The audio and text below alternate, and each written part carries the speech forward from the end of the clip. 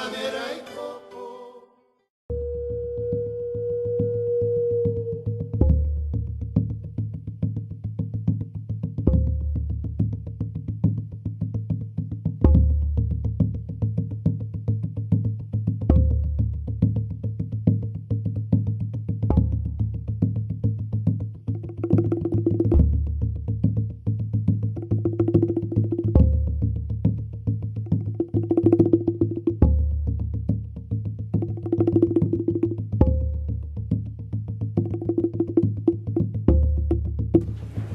La primera participante de este panel, que se llama Análisis del sentido y consecuencias del marco jurídico que regula la política educativa en el país, es la doctora Raquel Sosa, que, bueno, la conocemos,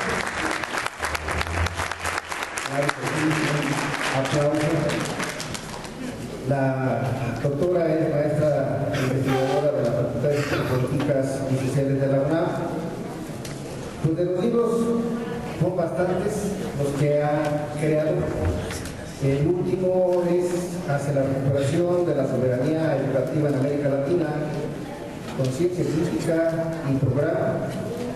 Y hay que mencionar que nos haya ayudado en la elaboración del primer tomo del libro de historia que el Comité Ejecutivo hace unos meses, el Comité Ejecutivo Nacional Democrático, pues editó bajo el aval y pues la firma de la doctora. Entonces, ella va a tratar específicamente sobre las repercusiones sociales de las reformas históricas del artículo 3 constitucional y su relación con los procesos latinoamericanos. Bien, pues ya le dimos un aplauso, pero también hay que darle otro para que la doctora nada más con la petición de que vamos a tener 25 minutos aproximadamente para que desarrolle la temática. Muchas gracias, disculpa por el tiempo. Bueno, muchísimas gracias, compañeras, compañeros. Siempre es un honor y un gran placer estar con ustedes y especialmente la continuidad de este Congreso Nacional Popular de Educación ha sido uno de los elementos distintivos y más importantes del Comité Ejecutivo Nacional Democrático, ahora en el periodo pasado también. Me piden los compañeros que haga una síntesis de lo que han sido los procesos de los últimos años. Y yo creo que esas síntesis son siempre muy importantes porque uno de los objetivos de estas contrarreformas es siempre que se nos olvide de dónde venimos. Claro que no nos vamos a ir a una síntesis muy larga, pero sí me parece trascendente porque estamos en una nueva ola muy parecida a la ola que inició todos estos procesos de contrarreforma. Que nos vayamos a hacer una mirada larga hacia los últimos 40 años y particularmente algunos hechos significativos que están conectados con lo que estamos viviendo ahora. En el principio de los años 70, prácticamente toda la década de los 70, la mayor parte de los gobiernos democráticos del Cono Sur sufrieron golpes de Estado y cayeron en situaciones de dictadura. El lugar que más impactó en toda América Latina fue Chile, porque en Chile, como ustedes saben, se había desarrollado la experiencia de la vía pacífica al socialismo, como lo llamó Salvador Allende, y ahogar en sangre la experiencia chilena obligó a una diáspora de intelectuales, de dirigentes políticos, de dirigentes críticos, la más importante y la más numerosa de que se hubiera tenido noticia hasta entonces. Si sumáramos el número de presos, muertos, desaparecidos, desplazados, de las guerras de las dictaduras de los años 70 y le sumáramos a las guerras centroamericanas de los años 80, el saldo es incluso mayor proporcionalmente a lo que significó la Segunda Guerra Mundial. Estamos hablando de procesos de destrucción humana, material, institucional, verdaderamente brutales. Entonces, yo creo que es absolutamente indispensable que nosotros recordemos cómo empezó esto. Y recordemos, desde luego, los dos antecedentes significativos en México. No hubo aparentemente un golpe de Estado y, sin embargo, la sangrienta represión al movimiento del 68 y la represión al movimiento en el 71 ya nos indican más los asesinatos políticos que Artemio ha señalado, de dirigentes políticos, magisteriales, de organizaciones sindicales, etcétera, pues ya nos indican una voluntad y una vocación represiva muy semejante y de alcances muy vastos en México respecto a lo que estaba ocurriendo en toda América Latina. En esos años se inauguró algo que sería uno de los tonos principales de las contrarreformas, que es la persecución al magisterio. En algún momento, cuando sea posible, que lo veamos en el texto, yo tengo señalados en el texto que señalaba nuestro compañero Sócrates, el texto de la recuperación educativa, de la soberanía educativa en América Latina, los documentos que Pinochet y los miembros de su junta de gobierno mandaban a las escuelas, prohibiendo terminantemente las circulares, se llamaban, prohibiendo terminantemente que los maestros emitieran opinión alguna sobre la junta militar, sobre el proceso político, sobre las circunstancias que estaban ocurriendo en el país. Y se nombraban los directores de las escuelas responsables directos de informar de inmediato, so pena de destituirlos, todo lo que estuviera ocurriendo con cada uno de los maestros que estaban en las escuelas. Eso, digamos, como introducción a lo que sería la reforma educativa más sangrienta en todos sentidos del continente, que acabó prácticamente con lo que se conocía como la educación pública en Chile. La reforma más radical, más profunda y más tenebrosa en sus fines y en sus medios. Tanto que con nuestra compañera Gabriela Vázquez de la Universidad Autónoma de la Ciudad de México, a desarrollar un trabajo específico sobre Chile, coincidimos en señalar que, a pesar de que había habido ya versiones, digamos, sobre el tema del financiamiento a la educación de parte de ideólogos norteamericanos, notablemente la escuela de Chicago, etc., en realidad la experiencia chilena, la magnitud de la represión y la magnitud, digamos, del trabajo de borrar, de erradicar la educación crítica, fue tan grande que convirtió esa experiencia en modelo para el resto de América Latina, y los llamados Chicago Boys, que aparecieron un poquito después de eso, fueron a aprender de los chilenos, y curioso o paradójicamente no al revés, ¿no? Aunque ellos ya tenían su propia perspectiva. Lo cierto es que lo que nos legó esa experiencia es una desacreditación completa de los maestros, como desde luego el término más suave era de comunistas, de subversivos, de terroristas, etcétera, y tratar de impedir a toda costa que pudieran influir en las siguientes generaciones de estudiantes, que se convirtió en uno de los temas centrales. En México, como en toda América Latina, los sindicatos fundamentales que se mantienen a pesar de todos los golpes son los sindicatos magisteriales. Esa es la fuerza organizada más importante, la única, prácticamente la única, que no logró desarmarse del todo, pero por eso mismo se aplicó una represión y una persecución tan cruda sobre los maestros. Desde luego que en las universidades este proceso tuvo un parangón con todo lo que significó la persecución del pensamiento crítico. Yo tengo, entre otras formaciones, la formación básica de socióloga, Y en los años 80, principios de los 80, ya nada más quedaba la Escuela de Sociología de la Universidad Nacional Autónoma de México y todas las carreras de sociología del continente habían desaparecido. Yo trabajé desde entonces y hasta el día de hoy trabajo en una institución que se llama el Centro de Estudios Latinoamericanos, a donde vinieron la mayor parte de los intelectuales críticos que venían saliendo de las dictaduras, del golpe de Estado y de la dictadura chilena, argentina, boliviana, uruguaya, brasileña, etcétera. Tatiana comparte conmigo toda esa experiencia, desde luego, ¿verdad? Entonces, ese fue un frente, digamos, desde el que se analizó desde entonces. Yo crecí con eso. Desde que analizamos juntos la magnitud de esos hechos y lo que significaba el embate contra el pensamiento público. Muy pocos años después fue que se inauguró en las universidades todo el programa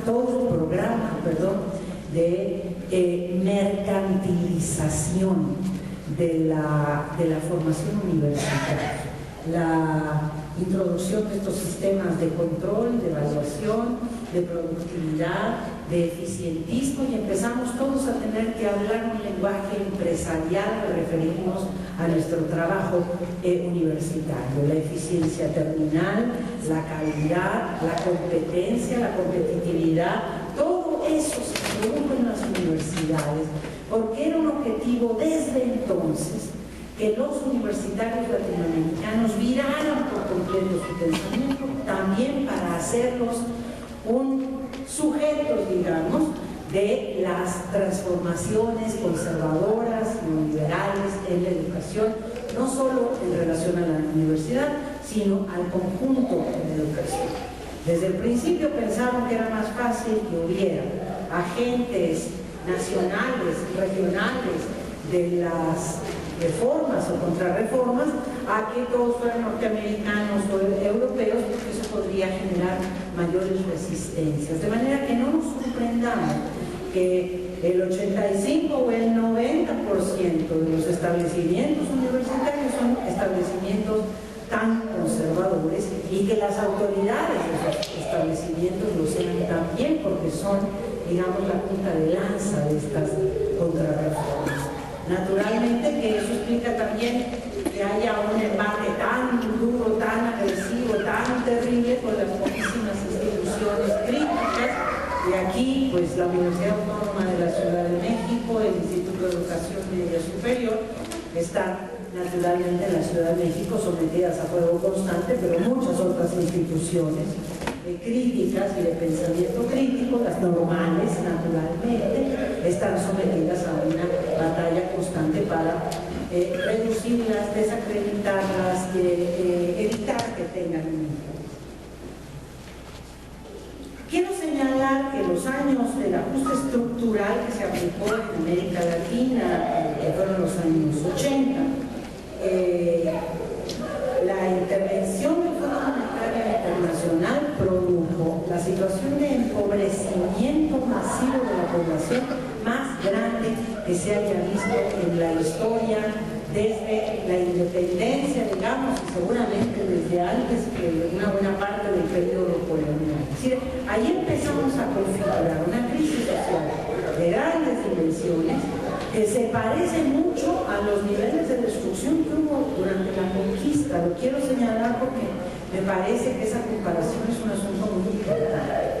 La sola reducción de presupuestos públicos, digamos, sociales, llegó al orden del 35% y en algunos casos llegó al orden del 70% en América Latina. Sí, se redujeron los salarios de los maestros, se redujeron los salarios de toda la población, de los trabajadores en todos nuestros países, pero se fueron al piso todos los programas sociales, la educación, la salud, la vivienda, eso que había sido regido por una política de derechos, aunque hubiera sido insuficiente, pasó a ser simplemente batido. Por eso el Banco Mundial introdujo en los años posteriores, a fines de los 80s y desde luego todos los 90s, el programa compensatorio, como se le llamó, no de derechos, sino lo que en México se conoció en los años de Fox para adelante como de oportunidades, pero que en realidad le da el sentido y es el que manda sobre todos los programas latinoamericanos en términos de concepción. La idea de que no debiera haber más derechos como tales, sino oportunidades. Es decir, que los programas sociales se aplicaran a una población objetivo, localizada, perfectamente clara, y que además estuvieran sometidos a una cantidad de condicionamientos, que son los condicionamientos que tendrían que demostrar con mucha claridad pues quién anda en la educación. ¿Pero qué es un condicionamiento? Un niño, una niña que recibe una beca y que si no tiene una asistencia todo el mes regular a la escuela, se le quita la beca.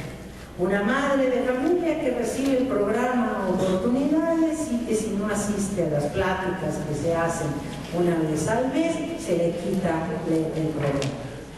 Adultos mayores que reciben el programa de 70 o más y resulta que si no hacen también trabajo de techo, se les retira el programa. Entonces, todo el mundo vive aterrorizado porque se pueda disminuir sus beneficios, porque ese es el punto mínimo de la supervivencia. Es decir, si se disminuyen o se erradican los programas sociales, pues quedarían en la pobreza absoluta, diría en la indigencia, segmentos muy importantes de la población. Quiero señalar que me parece hoy el hecho más importante y más grave de todos los que han ocurrido, porque eso ha significado un control, una contención política y desde luego un condicionamiento que impide el ejercicio de la libertad de las poblaciones. Y desde luego, pues ya lo vimos en el proceso electoral, porque tiene muchas aplicaciones este asunto del condicionamiento. Es decir, no son derechos, no por el hecho de un niño, una niña estar vivo, viva y poder acceder en edad, en forma, con los requisitos académicos a la escuela, puede estar en la escuela, sino que depende de que alguien le otorgue los beneficios del programa, pero ese mismo alguien mañana se lo puede quitar. Y eso aprendieron, y es una tragedia además, muchos gobiernos latinoamericanos, incluso lo quiero señalar, porque el gobierno hijo de oportunidades y después se volvió padre de todos los demás, que es el programa Bolsa Familia de Brasil, que es el programa más grande, más extenso del mundo, condicionado, y que se aplica en Brasil de la misma manera que en México. Y me consta que vinieron los brasileños a aprender cómo se aplicaba acá. Y son programas que otorgan un rango de $20 hasta $70 para la alimentación. En el caso de Brasil abarca a 12 millones de personas, en el caso de México abarca a 5 millones de personas, pero estarán siempre pensando que el día de mañana les pueden quitar ese beneficio si no votan por el partido que les dio el beneficio, si no se comportan de tal y cual manera. O sea, aquí la política social se volvió no la realización de las necesidades, el cumplimiento de las demandas de la población, sino la vía fundamental para ejercer un control político, un nivel de contención de la población como nunca había existido antes. Y desgraciadamente aprendieron muy rápido todos, prácticamente todos los gobiernos latinoamericanos, como el día de hoy aplican esos programas. Los únicos dos gobiernos que se efectúan con claridad desde el principio son el gobierno cubano y el gobierno venezolano. Esos gobiernos no le entregan ya ni los datos para la estadística que hace el Banco Mundial. Todos los demás, Bolivia, Argentina, Ecuador, Chile, naturalmente, en la época de la Bachelet y ahora, Brasil, etcétera, todos mantienen, ni hablar de México y Colombia, ¿verdad?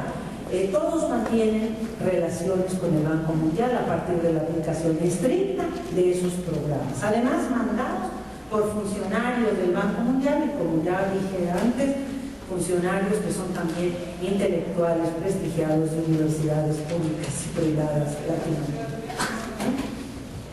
Ahora, ¿qué nos ¿Qué nos legó esa reforma que introdujo el Banco Mundial en México? Como ustedes recordarán, eso significó la transformación no solamente en su momento de la Constitución, sino el establecimiento de la Ley General de Educación. Pero todos los países latinoamericanos prácticamente entre 1990 y 1995 transformaron sus leyes de educación en el mismo sentido. Si ustedes abren la ley de educación chilena, colombiana, peruana, brasileña, mexicana, dicen prácticamente lo mismo y con el mismo lenguaje. ¿Qué introduce? El lenguaje empresarial para la educación, el lenguaje de la competencia, la eficiencia terminal, la productividad, etcétera, etcétera, pero además los principios en los lugares donde no ingrese, no ocupe un papel significativo la inversión privada y el programa de descentralización, que les llama la atención porque este es otro de los elementos ahora de la reforma que tiene sentido fundamental, y se los digo también con mi experiencia y conocimiento de la administración pública, de separar de las secretarías de educación pública las facultades principales de ejercicio de la autoridad educativa.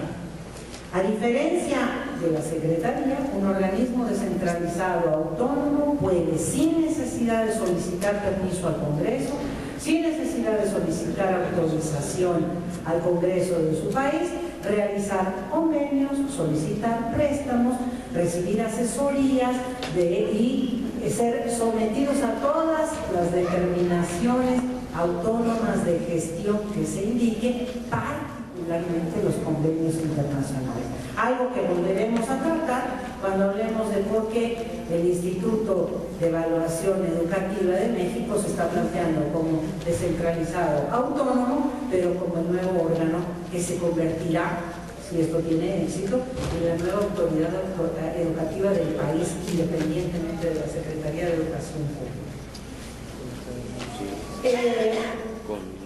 ¿Cómo saltamos? Voy un poco rápido, yo aquí me dirán cómo vamos de tiempo, yo creo que ya estoy por avanzarle y casi terminar.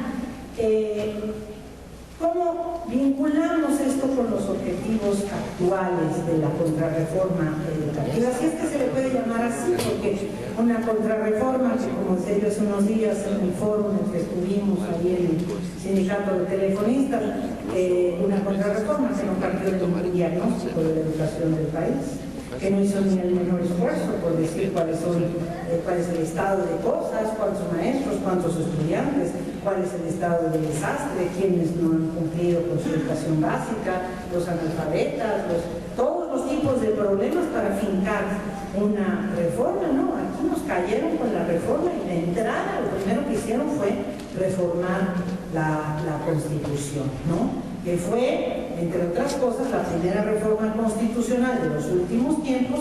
La hicieron, como le consta a Sergio Espinal, la hicieron en los últimos días del gobierno de Fox, y contra ella combatimos, contra ella combatimos muy arduamente y sin éxito. Por cierto, que uno de los cabezas de esa reforma fue de Calderón, sí, ¿verdad? Ya pasó tanto tiempo que creo que era Fox. Calderón. Pero ya pasó tanto tiempo, pero no se me olvida que Tonatiuh Bravo, entonces el dirigente de la Comisión de Educación de la Cámara, fue nada más y nada menos quien encabezó esa reforma del artículo 3 constitucional, esa previa, y que ahora es el rector, recientemente electo de la Universidad de Guadalajara, ¿no? Que ha conseguido uno de sus fines o de los compromisos que hizo entonces. El asunto es que, ¿de qué se trata ahora? En primer lugar, de imponer la exclusividad del pensamiento empresarial como eje rector de la educación a nivel público y desde luego a nivel privado.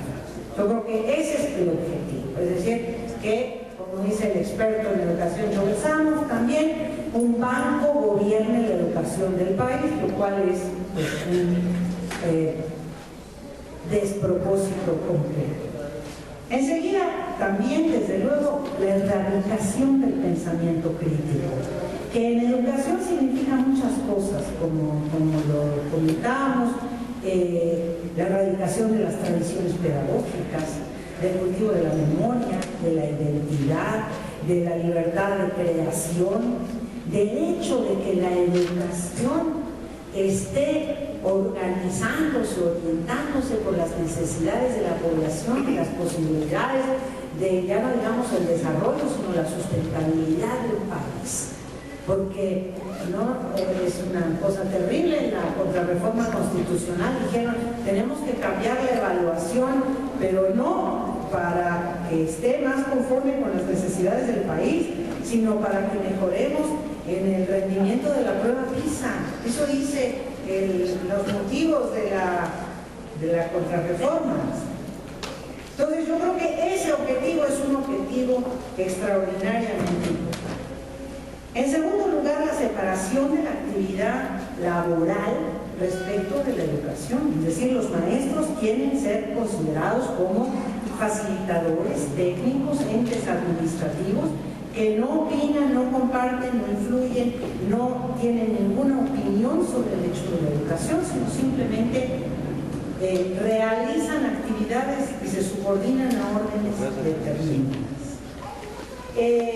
Y desde luego, pues todo lo que significa en esa misma intención, pues el peso mayor de la reforma de la flexibilización laboral que se impuso ya desde los años 80, que es el ahora llamado sistema profesional docente, es decir, la imposición de plazas interinas, de horarios y sin calificación educativa para todas las plazas educativas de ahora para el futuro, ¿no? La flexibilidad laboral, insisto, en los sindicatos más grandes de América Latina, desde luego de México. Y finalmente, y con esto termino, porque va a ser pues ya materia de lo que van a hablar los colegas también respecto al proceso actual, convertir a la evaluación y al organismo descentralizado y autónomo que están creando, es decir, que ya los mismos que estaban en el INE dicen, bueno, este instituto no sirve para eso, ¿cómo le van a hacer para que ellos hagan toda la evaluación de la educación? Convertirlo en el eje rector de la educación, o sea, el organismo que determine por fuera de la SEP qué se hace en la educación, cuáles son los lineamientos fundamentales de la educación. ¿Por qué no les preocupa a estos cínicos que eso ocurra? Porque tienen muchos años en que han pagado por miles de millones de pesos a las empresas consultoras internacionales, fundamentalmente la empresa McKinsey de Canadá y desde luego las empresas que contacta la OCDE. Es un gran negocio, el negocio de la evaluación. Pero no solamente es el negocio de la evaluación, sino es la vía por medio de la cual se radica de una vez y para siempre la posibilidad de que cada país, cada comunidad, cada región pueda determinar la orientación del trabajo educativo, sus planes y programas de estudio, la instrumentación institucional, la organización de sus docentes, de sus escuelas, etc. Y tenga que estar sometido a los criterios de la OCDE, desde luego del Banco Mundial y de las consultoras internacionales que realicen todos los activos. De esto Hugo Aboites ha trabajado sobre esto muchos años, de manera que ya no insisto en eso, pero creo que es el tema fundamental de la reforma. Entonces, yo termino diciendo que me parece que es absolutamente indispensable que estos elementos, por muchos otros que se puedan ir entregando, lleguen no solamente a los maestros.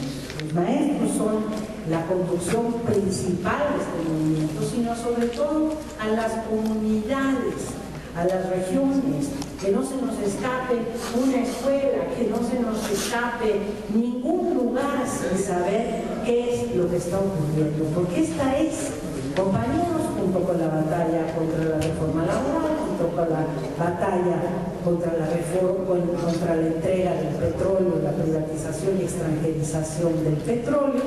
La reforma contra la reforma educativa es una de las más importantes, de las más grandes batallas por la recuperación de nuestra soberanía. Es decir, lo que queramos que sea este país, nuestro país, no solo ahora, sino en el futuro, estará determinado por cómo se resuelva una lucha muy desigual, pero extraordinariamente importante por mantener la soberanía o pues nuestra derrota, que significaría entregarle a los capitales nacionales e internacionales, a todos estos bandidos que gobiernan ahora y que lo han hecho hace muchos años, el futuro de México. Entonces, y desde luego el de América Latina, ¿no? Entonces yo creo que eso es lo que estamos peleando ahora, y les agradezco muchísimo y pido un poco de disculpas porque me voy a tener que retirar en unos poquitos minutos, pero nuevamente agradezco y estoy a la disposición de ustedes para esto y para otras actividades en el futuro.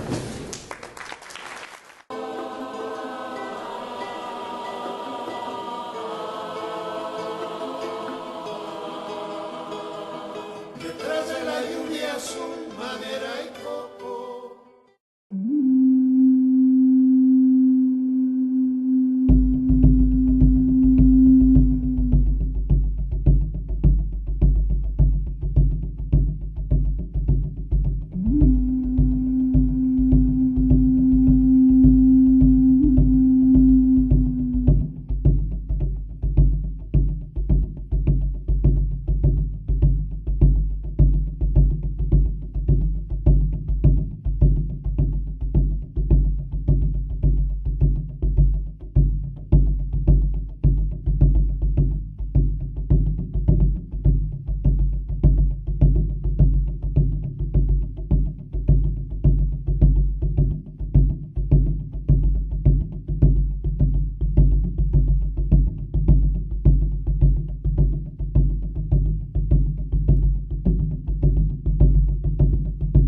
Los mayas quichés vinieron desde el oriente.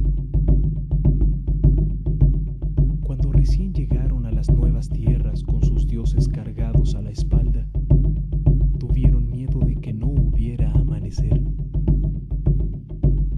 Ellos habían dejado la alegría ya en Tulán y habían quedado sin aliento al cabo de la larga y penosa travesía.